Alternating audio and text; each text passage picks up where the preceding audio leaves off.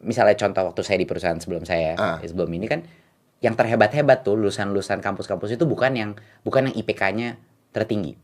Yang terhebat-hebat itu biasanya IPK-nya lebih turun. Kita nyarinya tuh yang di sekitar 3 gitu kan. Kenapa nyari sekitar? Karena di situ 5, 4, 3, 2, 1, close the door. Ya, gue tuh baru bikin buku namanya Millennial Power. Oke, Millennial Power. Now it's top 10 book. wow. Nah, salah satu isinya adalah judulnya Millennial Power, Rahasia Milenial Kaya dan Mandiri. That's the idea. But here, part of it adalah gue ngomong begini. Jadi gue mengatakan kuliah itu penting gak ya? Dan di sini banyak sekali gue ngomong tentang betapa tidak pentingnya pelajaran sekolah. I don't know you gonna agree with this or not, gitu ya. Tapi the book become bestseller, so I think people love to read it, gitu ya. Karena memang kadang-kadang ya orang mau mendengarkan sebuah opini yang berbeda, gitu. Karena gue ngambil satu alasan aja, contohnya bahwa sekolah penting gak ya? Ada banyak hal. Pertama, ketika lu lulus S1, orang kadang-kadang ngelakuin apa yang namanya postponing reality. Gue ngomong, postponing reality. Dia lulus S1, dia gak tahu mau kerja apa. Oke. Kita anggap aja S1 desain lah misalnya. S1 desain lulus, dia gak tahu mau kerja apa. Karena dia postponing reality, dia ambil S2. Right. Jadi bukan karena dia mau ambil S2, no, karena dia gak tahu mau ngapain dan punya duit untuk itu. Dia ambil S2, selesai, dia mau masuk kerja, udah ketinggian. Jadi akhirnya dia sepakat jadi dosen untuk ngajarin desain ke anak-anak baru yang gak akan punya kerjaan juga nantinya gitu. So, now become a questions di gua adalah banyak orang sukses bukan dari sekolah. Gue tidak mengatakan pendidikan tidak penting loh ya. Gue mengatakan konsep pendidikan di sekolah tidak 100% membuat lu sukses. Now you agree with that? Apakah Menteri Pendidikan diartikan pendidikan dalam hal besar atau pendidikan sekolah? Kalau buat skop Kementerian Pendidikan dan Kebudayaan itu memang fokusnya kepada unit pendidikan, yaitu yang namanya sekolah formal. Tapi bukan hanya itu. Malah kita ada berbagai macam inisiatif bagaimana kita mendidik masyarakat secara lebar juga. Okay. Salah satu hal yang kita mau bikin tuh pusat penguatan karakter yang sebenarnya setengah pendidikan, setengah revolusi mental. Gitu. Mengenai bagaimana merubah mindset masyarakat, dan itu satu program yang besar sekali yang akan kita lakukan juga untuk menyerang intoleransi, menyerang bullying dan lain-lain. Jadinya bukan hanya sekolah doang. Kalau masyarakat nggak berubah mindsetnya, itu anak-anak pas keluar daripada unit pendidikan mereka juga akan kembali lagi mindsetnya. Itu poin pertama. Untuk menjawab pertanyaan Mas Dedi, saya nggak setuju sama Mas Dedi bahwa itu dengan statement bahwa tidak penting. Oke. Menurut saya, menurut saya penting. Penting. Seberapa pentingnya Okay. tergantung kepada apa yang terjadi dalam unit pendidikan itu. Oke.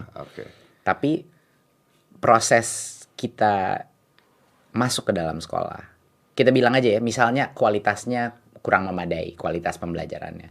Tapi bahwa anak-anak itu duduk bersama dengan komunitas pelajar lainnya di luar situasi rumahnya, dia harus berinteraksi secara sosial dengan murid-murid lain, mau itu di kampus SD, SMP, SMA, bahkan di PAUD, itu saja sudah suatu hal yang sangat penting. Ya, anak-anak saya di PAUD ya umur 2 tahun. 2 tahun. Dia datang ya, saya kan suka datang ke kelasnya. Dia datang ya main-main aja. Seharian dia kan umur 2 malah. Tapi kenapa penting untuk dia? Kenapa penting? Penting karena dia datang ke situ untuk pertama kalinya anak saya mengetahui, oh ternyata ada mainan yang bukan punya saya.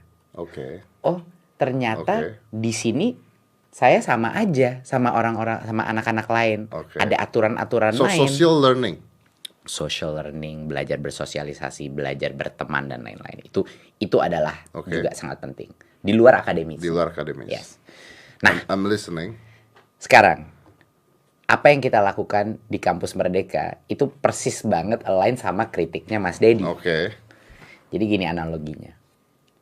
Nih anak-anak mahasiswa bakal keluar ke laut terbuka, laut bebas.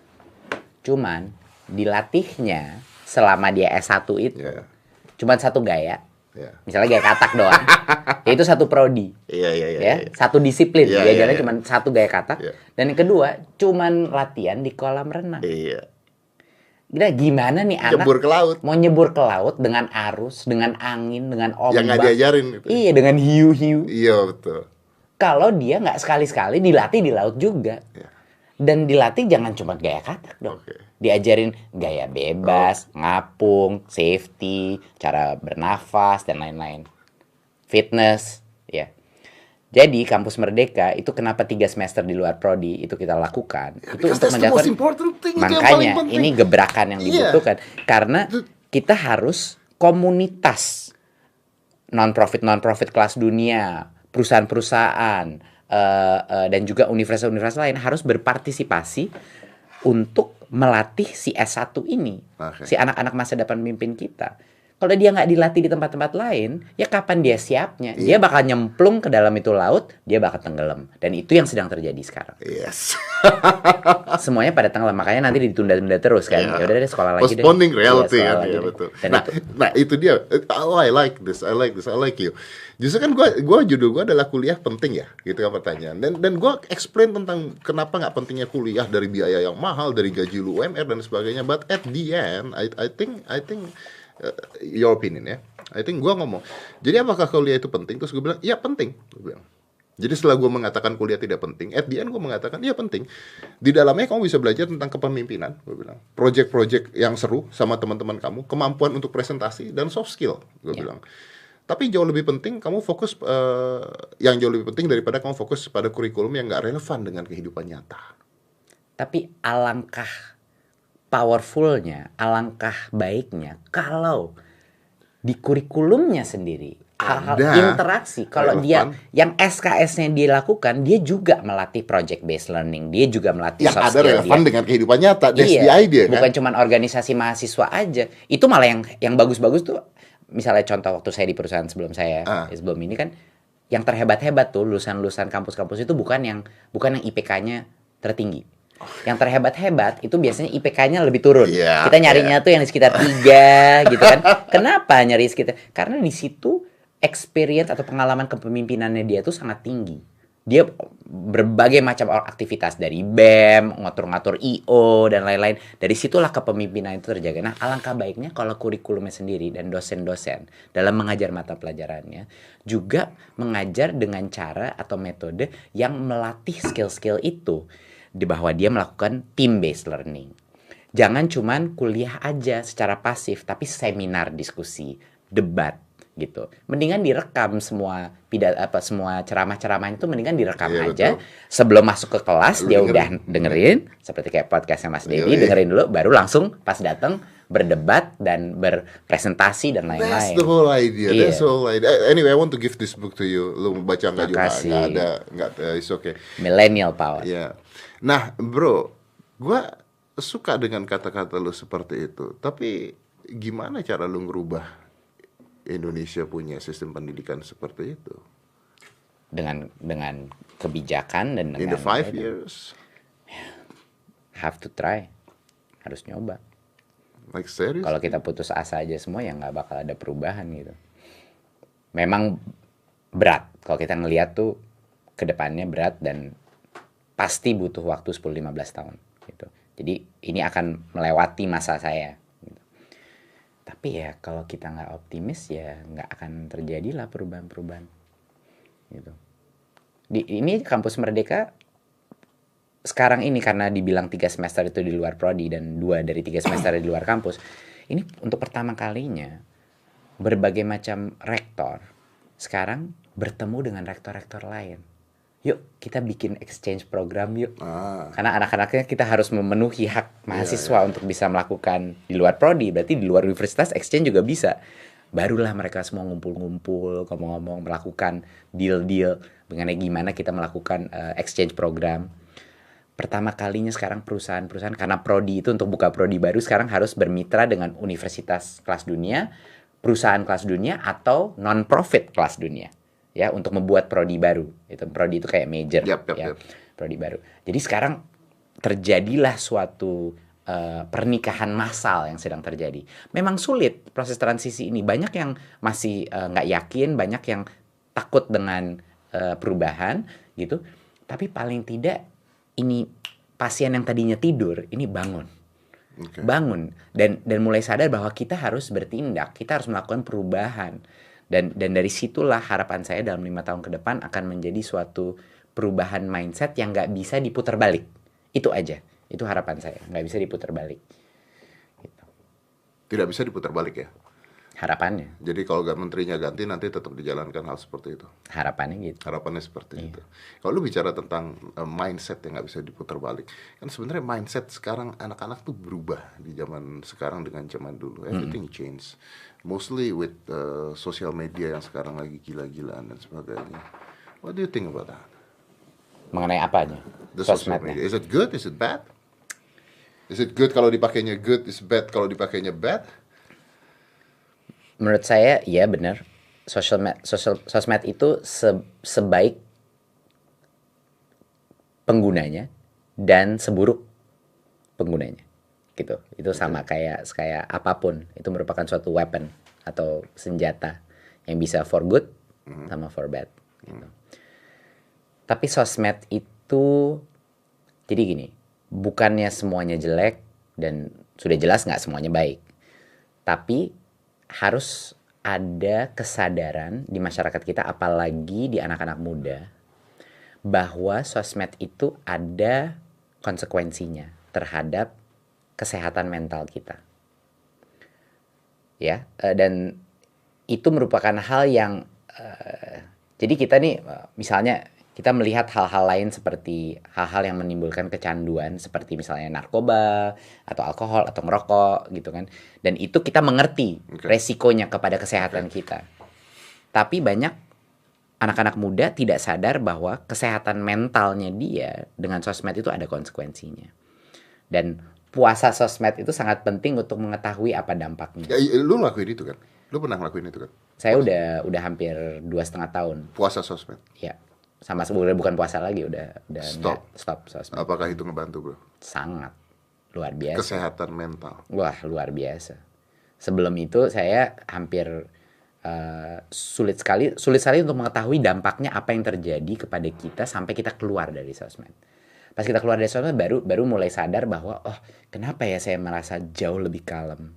Kenapa saya merasa lebih pede dengan keputusan-keputusan saya? Gimana saya bisa lebih fokus kepada kerjaan dan keluarga saya?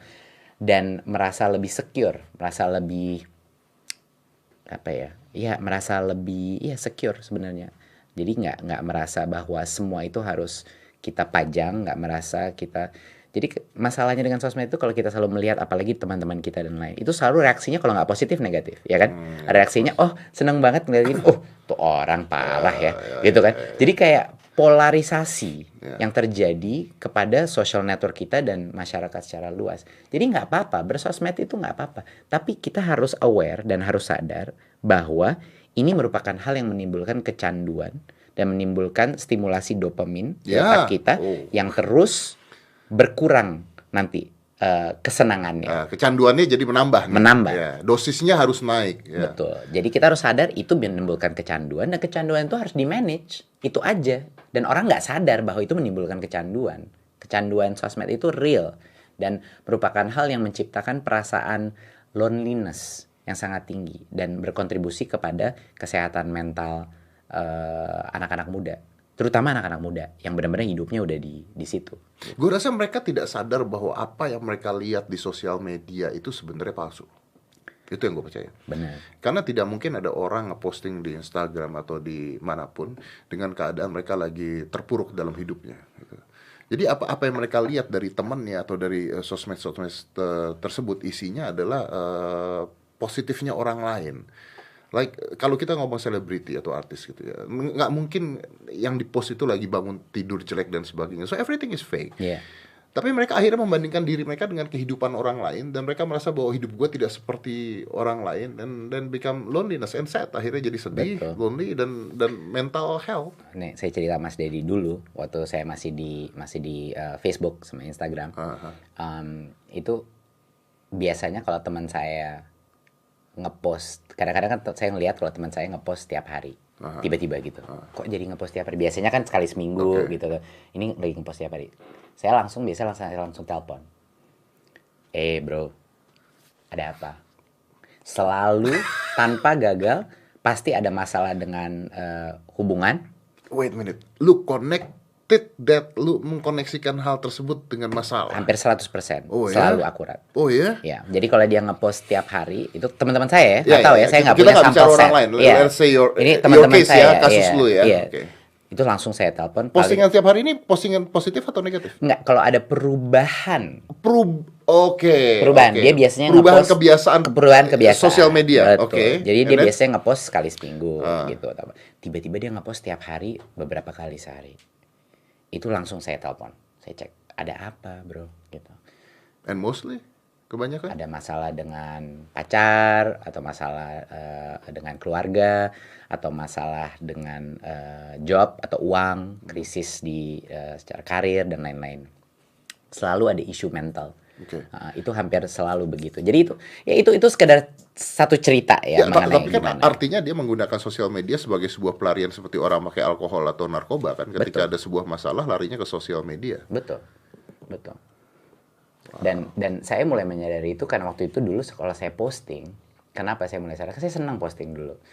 Tapi saya posting itu bisa mikirnya sebelum ngepost itu bisa sampai 1 jam saya pikirin postnya. Padahal saya dulu tuh waktu masih muda sih sekarang, lebih muda. Dulu tuh ngerasa gue nih pede gitu kan, masih muda dan jadinya nggak perlu selalu mamer-mamer atau apa-apa gitu. Tapi ternyata waktu saya sadar ngepost aja kok saya 1 jam mikirnya, itu artinya saya sebenarnya dalamnya tuh care. Apa yang orang kira mengenai saya, kita ini semua care sebenarnya. Dan dari situlah kita membuat suatu posting, kita engineer itu posting biar pas sesuai yang kita inginkan orang melihat kita. To please other people. Tuh. Dan itu proses itu menurut saya tidak sehat. Proses untuk memframing diri kita dan mengengineer kita. Sedangkan saya inginnya nih anak-anak muda kita, saya selalu bilang waktu di Nacho juga sama, saya selalu bilang yang paling penting itu punya keberanian untuk menjadi diri kamu sendiri. Dan itu sangat sulit di dalam ekosistem sosial media. Gitu. Karena dengan partisipasi di dalam aktivitas digital, aktivitas simulasi itu yang namanya sosmed, kita melatih diri kita untuk tidak menjadi diri kita. Ya. Itu, benar nggak? Betul. Dan pembuat sosial media, apapun sosial medianya, tahu tentang hal tersebut. Tahu tentang kebiasaan itu. Makanya itulah dibuat supaya orang kecanduan. Gua baca satu artikel tentang Facebook. Jadi ada orang menganalisa tentang algoritmanya Facebook. Ternyata kalau gua nggak salah ya, ternyata berita-berita negatif itu lebih disebarkan. Karena berita negatif itu dapat attention dari orangnya lebih banyak, lebih besar. Akhirnya berita negatif lebih tersebar dibandingkan berita positif. Ya. Tapi buat company-nya sendiri, this is money. Karena lebih banyak attachment-nya dengan orang-orang lain. Akhirnya itu yang terjadi. Jadi sebenarnya this is also by design. By design bahwa untuk membuat orang kecanduan dengan hal yang berbeda. Dan itu dibiarkan karena ya kalau narkoba dan minuman keras orang tuanya tahu, tapi kalau sosial media kalau lu nggak ikutan lu nggak keren. Kalau gue sih sampai sekarang belum. Tapi Mas Dedi tahu nggak? Sejak saya puasa itu. Oh iya, I want to know that. Tell me what happened. Relationship atau hubungan saya sama teman-teman saya menjadi lebih dalam. Karena kalau kangen atau kepengen nongkrong, langsung nelpon. Bro, yuk makan yuk. Yuk datang mampir gitu. Jadi kualitas jelas yang koneksi teman-teman kita yang tadinya teman-teman ya quote unquote teman-teman itu memang jadi kita kayak dilusi pertemanan sosial kita. Jadi merasanya ini awalnya saya merasa sedikit kayak lepas koneksi ya sama teman-teman, tapi lama-lama dengan teman-teman yang benar-benar punya value, punya makna di hidup saya, itu menjadi jauh lebih kuat. Dan saya jadi lebih secure. Jadi sebenarnya kualitas pertemanan saya improve loh sejak saya puasa. Itu aneh kan, counterintuitif hampir, tapi mungkin itu realitas saya. Mungkin karena kita tidak tahu apa yang terjadi pada teman kita dan sebagainya kali ya. Jadi akhirnya kita pingin lebih tahu, pingin lebih care dan sebagainya. Kalau nggak kan ketika kita ngeliat, kayaknya bye-bye aja nih, kayaknya ya udah gitu kan. You feel close. Jadi menjauhkan yang dekat, mendekatkan yang jauh kan. Sebenarnya kan itu yang terjadi kan. Ya, karena kalau gue sampai sekarang, there are things yang gue sampai sekarang gak ngerti adalah contohnya ketika orang-orang posting makanan di sosial media gitu. Oh my god. Gue pernah jalan sama teman-teman gue ke restoran dan mostly girls, sebelum makan itu harus difoto dan dia harus ngatur makanannya, sendoknya diminggirin, makanan dipinggirin dan sebagainya sampai is perfect, padahal makanan udah datang. So it takes like 10 minutes including to write the caption, harus tulis captionnya dan sebagainya untuk posting makanan di Instagram. Gue sempat tanya pada saat itu, why you doing this gitu, kenapa lu ngelakuin ini? Nggak bisa dijawab. Nggak bisa dijawab karena memang tidak ada alasan khusus untuk seseorang melakukan hal tersebut. Pertama gue sempat ribut loh. Gue sempat ribut gara-gara itu with my friend lah. Gue sempat ribut, bukan ribut lah, tapi maksudnya argue ya. Gue bilang bahwa lu bukan yang pemilik restorannya yang harus promo makanan ya. Dan makanan yang udah datang dari 10 menit yang lalu dan itu dingin. Dan gue mau makan nggak bisa karena gue harus nungguin lu posting dulu sebelum gue makan, karena nggak enak kalau lu lagi posting dan gue makan.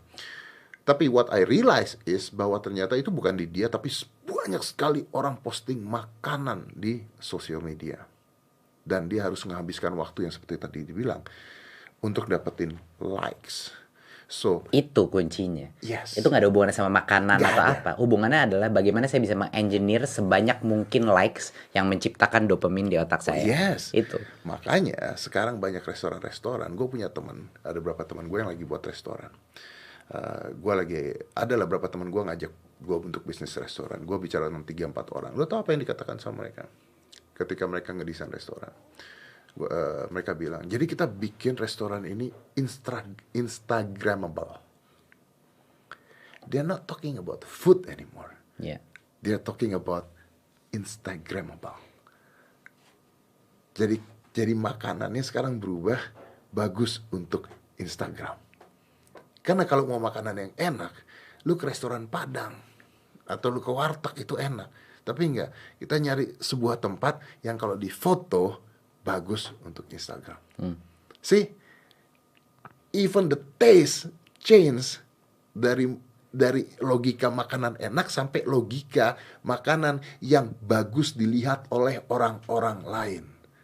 And that is wrong. Analoginya tuh pas banget ya. Nah makanya Mas Dedi, yang penting dalam pendidikan itu, kalau kita berbicara dengan aspek critical thinking, itu bukan cuma critical thinking dalam arti memecahkan masalah, tapi critical thinking itu juga bagaimana kita punya kesadaran diri untuk melihat secara internal. Jadi kita bisa menganalisa kenapa saya melakukan itu. Jadi contoh posting, nggak apa-apa kalau semua orang menggunakan sosmed dan asik di sosmed, asal dia tahu alasannya kenapa saya ngepost ini. Buat apa? Kenapa saya 10 menit, 15 menit cuman untuk mendesain foto makanan ini? Kenapa bikin saya seneng kalau orang like dan bikin saya kecewa kalau nggak dapet like? Itu apa yang lagi proses di otak saya itu seperti apa? Nah, ini nanti nyambungnya sama hoax, nanti nyambungnya sama berbagai macam hal-hal lain. Critical thinking adalah kemampuan anak-anak kita untuk bisa informasi yang masuk stop dulu, atau suatu kemauan, keinginan yang impulsif stop dulu.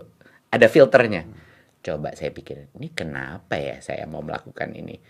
Pemikiran itulah yang akan satu-satunya vaksinasi untuk intoleransi, satu-satunya vaksinasi untuk hoax atau fake news, satu-satunya vaksinasi untuk pemaksaan kehendak atau memanipulasi dari orang-orang di sekitar dia. Itu kuncinya critical thinking itu. Dia ada filter untuk informasi yang masuk ke dalam otaknya dia. Dia punya proses, tunggu dulu, saya cek dulu. Ini bener gak sih? Make sense gak sih? Why? Gitu. Why am I doing this? Itu pertanyaan itu luar biasa pentingnya.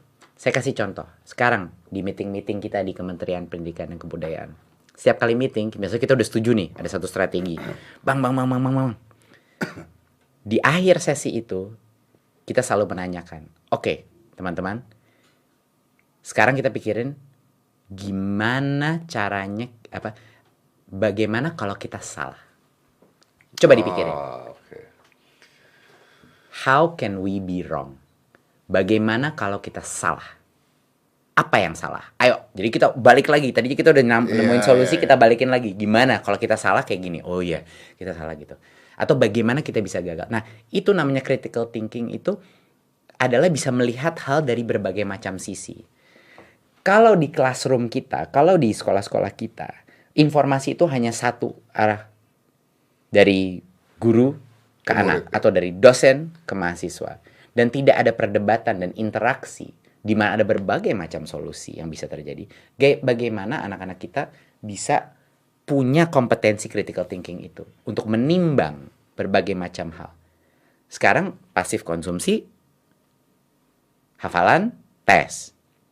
Kita harus berubah kepada suatu arah di mana anak itu bisa menerima berbagai macam informasi, memfilternya, mengorganisir dalam otaknya, dan membilang bahwa oke, bisa ini, bisa itu.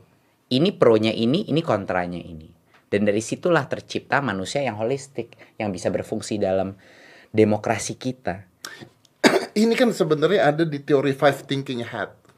You know, ketika suatu orang pakai topi putih, hitam, merah, yang satu harus memprotes, satu harus setuju, satu harus mendebat, satu harus apa. Itu kan sebenarnya pentingnya adalah seperti itu, bahwa what if this happen, what if this happen. Tapi dari semua yang tadi lu omongin itu, tentang sosial media, tentang filter, tentang pendidikan itu semua, mungkin nggak ini semua dimasukkan ke dalam sekolah? No? Nggak cuman di sekolah. Harus di dalam society juga, harus dalam keluarganya dia ini ditanamkan. Jadi ini benar-benar harus gotong royong. Nggak bisa cuman di sekolah. Tidak bisa cuman sekolah? Nggak bisa. Anak itu kan sekolah ya mungkin 6 jam sehari, 7 jam sehari, sisanya dia di tempat-tempat lain. Gitu. Jadi perannya orang tua itu bisa dibilang sama pentingnya, kalau nggak lebih penting lagi. Oke, tapi gue sering sekali melihat orang tua yang lagi di mall atau lagi di restoran, anaknya berkeliaran main sedangkan orang tuanya lagi ngecekin handphone. Iya, jelas. Ya susah kalau orang tuanya masuk ke dalam matrix. Ya susah anaknya keluar dari matrix gitu kan. Saya analoginya Matrix lah. Gitu. Mungkin teman-teman banyak yang nggak tahu Matrix, tapi Mas Dedi tahu kan Matrix. Tapi lu gitu. Ngelihat nggak hal seperti itu terjadi? Jelas. Karena itu terjadi di depan gue berkali-kali. Last week gue lagi nonton bioskop di 21.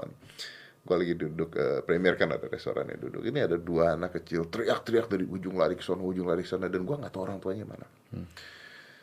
Gue tahu itu orang tuanya mana setelah pintu teaternya dibuka. Which is actually orang tuanya next. Dia duduk di samping gue. Dan dari tadi dua-duanya, suami dan istrinya, lagi megangin handphone. Lagi yang satu ngecekin Instagram, istrinya ngecekin Instagram. Karena istrinya di samping gue tahu. Gue gak tahu suaminya ngapain. Lagi ngecekin Instagram. Suaminya juga lagi begini. Mereka tidak saling bicara. Dan mereka gak ngurus dan gak peduli bahwa anak-anaknya dari tadi teriak-teriakan gangguin orang. Tapi they're in that matrix yang udah ada zonanya sendiri, zone-nya sendiri, and that's it. Jadi sama dengan ketika lu mabok, kebanyakan alkohol, lu gak ngurusin anak lu. Exactly the same. Exactly the same. Yep. Tapi kan ini susah kita bicara karena kelihatannya tidak ada dampak negatif kesehatan, ya kan? Nggak ada yang mati dari sosmed, nggak ada yang mati dari kecanduan internet gitu. Ya mungkin ada yang bunuh diri dan lain-lain karena mental health, ini sering sekali kebukti di berbagai macam negara. Sekarang suicide rate udah naik. Mungkin itu yang akan bikin orang bangun dan menyadari bahwa ini ada resikonya gitu. Ya, dan yang gue masih nggak habis pikir adalah kalau lu bicara bunuh diri dan sosmed adalah there are people yang sekarang mau bunuh diri aja dimasukin ke sosmed. Ya kan? Ada bunuh diri live. Menyeramkan. Ngapain orang bunuh diri live? Sedih banget ketika itu dilakukan di sosmed. Dan ini kalau kita melihat kayak topik bullying, ini luar biasa sedihnya. Dari hasil PISA itu kelihatan sekali waktu kita mensurvei anak-anak Indonesia. Ini ironisnya, anak-anak Indonesia itu salah satu yang paling bahagia. paling bahagia. Salah satu di relatif negara-negara lain. Tapi insidence bullyingnya itu sangat tinggi. Dan bullying itu bukan hanya fisik, ini baliknya ke sosmed lagi. Bullying yang jadi gini, kalau mau melihat kondisi anak-anak kita apa yang terjadi, banyak orang bilang, oh ya Mas Menteri, anak-anak kita banyak yang bullying, ini kenapa ya, ada krisis karakter. Saya langsung kadang-kadang saya jawab balik, udah lihat nggak sosmed? Udah lihat nggak bullying yang terjadi antara orang dewasa? Kalau Anda ingin melihat kondisi apa di anak-anak kita, anak-anak itu nggak pernah salah. Yang selalu bertanggung jawab akan kondisi itu adalah yang orang dewasanya. Gitu. Itu yang menjadi panutan. Makanya saya bilang, kok kaget itu terjadi. Kalau di orang dewasanya aja saling membuli di online, mungkin orang dewasa udah nggak dorong-dorongan di playground, iya kan? Tapi kita ganti itu bullying, kita pindah ke sosmed. Nah, sekarang udah ada corongnya bully gitu. Dan ini nggak sehat sama sekali. Dan itu yang secara tidak sadar, ini banyak orang dewasa tidak sadar bahwa itu adalah menjadi panutannya anak-anak juga. Dan mungkin anak-anak di playground masih dengan fisik, tapi cyberbullying itu dampaknya itu gini ya, zaman dulu. Nggak tahu lah Mas Dedi sama saya mungkin pernah mengalami ya. Kita waktu kecil kan nggak ada sosmed atau apa. Jadi ya kalau dipukul ya di ya udah dipukul aja gitu. Ya udahlah. Berantem gitu. Ya. Karena waktu itu kan kita sebagai anak-anak kecil yang apalagi laki-laki ya, kita pernah lah mengalami bullying. Pasti Mas Dedi pernah mengalami, saya pernah mengalami bullying. Dan itu nggak enak. Tapi pas sudah terjadi udah selesai. Zaman sekarang bayangin Mas Dedi, anak-anak itu kalau dibully lewat sosmed itu selama-lamanya itu ada di sosmed. Dan skala yang mengetahui bullying itu satu Indonesia. Iya, satu kelas, satu sekolah mengetahui, sampai teman-teman orang tuanya mengetahui. Bayangkan dampak dari trauma itu. Dan itu nggak bisa di-solve hanya dengan satu pihak. Itu orang tua, sekolah harus bertanggung jawab, kemasikan itu tidak ada. Orang tua harus bertanggung jawab, dan juga anak-anaknya pun harus menimbulkan kesadaran diri. Dan dari kita, menurut saya itu merupakan suatu hal yang harus kartu merah. Bullying seperti itu harusnya kita ada penindakan yang tegas dari kepala sekolah untuk para murid-murid dan juga untuk kekerasan seksual. Jadi saya bilang ada 3 dosa di dalam unit pendidikan kita yang menurut saya harusnya kartu merah. Satu adalah intoleransi. Kedua adalah kekerasan atau bullying, ya. Yang ketiga adalah pelecehan atau kekerasan seksual. Ini harusnya udah nggak ada debat mengenai ini. Harusnya tindakannya harus tegas dan harus ada pertanggungjawaban sekolah itu bahwa hal-hal itu tidak terjadi di dalam sekolah itu. Makanya di dalam asesmen kompetensi yang diganti UN itu, yang sekarang cuma mengukur sekolahnya bukan mengukur muridnya, itu ada numerasi, literasi, dan juga namanya survei karakter. Survei karakter ini pertanyaan-pertanyaan mengenai kondisi ekosistem di dalam sekolah itu. Well-being dia, incidence bullying, dan lain, toleransi, dan lain. Itu ditanyakan di situ. Jadi akan ada skornya. Kita harus mengukur dan harus menindak. Dan selama ini kita buta terhadap situasi apa yang terjadi dalam sekolah. Jadi salah satu survei itu adalah untuk memberikan kita suatu ide apa yang terjadi di dalam ekosistem sekolah itu. Dan gue setuju sama lu, sebelum gue setuju sama lu. I think the most important thing, balik lagi ketika tadi lu duduk di sini, I think yang paling penting adalah gimana orang tuanya dekat sama anaknya. Iya. Itu paling penting karena kayaknya mental anaknya itu adalah senjata terbesar sekarang untuk jadi tameng. Karena kalau kita belum bisa ngubah mindset dari sosial media atau mindset bullying dan sebagainya, tapi mental anak siap untuk hal tersebut itu udah harus jadi suatu hal yang ada gitu. Anak sudah harus tahu bagaimana caranya bermain sosial media, dari orang tuanya ngajarin, orang tuanya mencontohkan dan sebagainya. Karena anak gua, my son, Aska, dia main sosial media, this is good thing about him. Dia taruh foto di Instagram tapi dia tidak pernah mau baca komen. Karena gua nanya, kenapa kamu gak mau baca komen? Why is hurt? Yeah. And I don't need to listen to them. People I don't know that I don't care. Dan itu harus dicanangkan dari pendidikan orang tuanya juga sebenarnya. And everything. Bro, your time is up. Your assistant there say, you need to go. Gua masih banyak banget pengen ngobrol sama lu, tapi bisa lagi lah nanti. Nanti kita ngobrol lagi. Masih banyak hal-hal yang kayaknya penting dan asik banget diomongin sama lu. But for today, thank you very much for coming. Thank you, bro. It's such a pleasure to have you. It's an honor to have you here. Okay, and thank you for being you. Thank you. Mudah-mudahan dalam 5 tahun ke depan Indonesia berubah, karena ya base-nya adalah pendidikan. And I think gua rasa adalah keputusan yang tepat sih untuk ngambil lu sebagai Menteri Pendidikan. Thank you. 5, 4, 3, 2, 1, close the door.